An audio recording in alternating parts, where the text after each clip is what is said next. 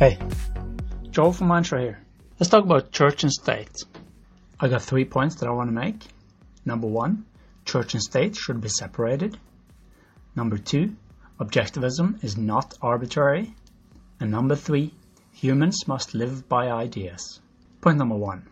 It seems that some people think that in an objectivist society, the government should have no ideas. I have even heard a person say that the government should act like a robot, promoting no set of ideas, having no opinion about anything. I think this misunderstanding probably comes from the idea of separation of church and state. So people know that it's a bad idea to mix church and state. So without further thinking, they assume that mixing philosophy and state is a bad idea as well. Church, philosophy, and objectivism are floating abstractions on some level, to such people, disconnected from concrete instances as well as definitions. Why must church and state be separated? The problem with religion is that it's based on arbitrary ideas, ideas that are not based on evidence. It assumes other dimensions, that a God is telling people what to do, etc. If people live by such ideas, the result is very bad, as has been proven many times. A few instances include the witch trials in the US, the Middle East, and the Dark Ages. Religion allows people to act on whim. Therefore, it cannot be allowed to be mixed with the state if you want human prosperity. Point number 2. Objectivism is not arbitrary. Objectivism is not a religion. Religion is a set of ideas that are arbitrary, not based on evidence. Objectivism is a set of ideas that are based on evidence. It is concepts abstracted from directly observable facts. Take the axioms, for example. Existence exists. How do we know that? From perception. We can see it, touch it, smell it, hear it, etc. A is A. How do we know? Again, from percepts. We see a table, and the table is a table. A cup is a cup. Consciousness is conscious. How do we know? I know from the fact that I am conscious. When I say this, I am using my consciousness.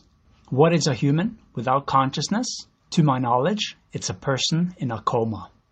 These ideas are not arbitrary. They are derived from reality.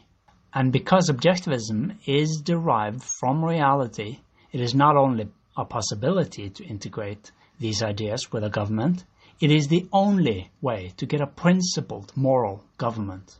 What we need in order to get a good government is separation of church and state, and integration of objectivism and state. To separate government and objectivism would mean to separate government from reality. And that takes me to point number 3. Humans must live by ideas. For a person to function in the world, he must operate by a set of ideas.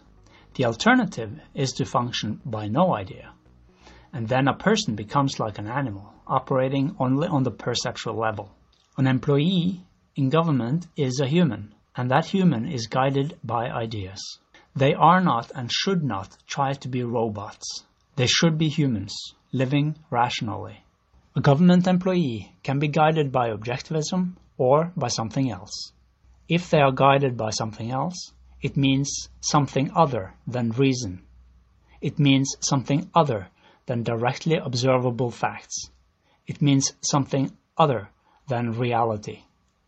If humans are rational animals, and they are, they must be guided by ideas. The only rationally and inductively derived at philosophy to date is objectivism. Therefore, the Mindshare government should explicitly adhere to the objectivist philosophy.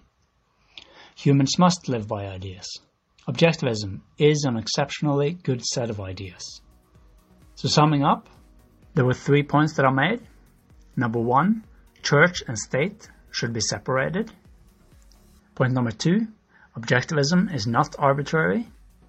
And point number 3, humans must live by ideas. Mindshare will be a society of reason. Thank you for your time.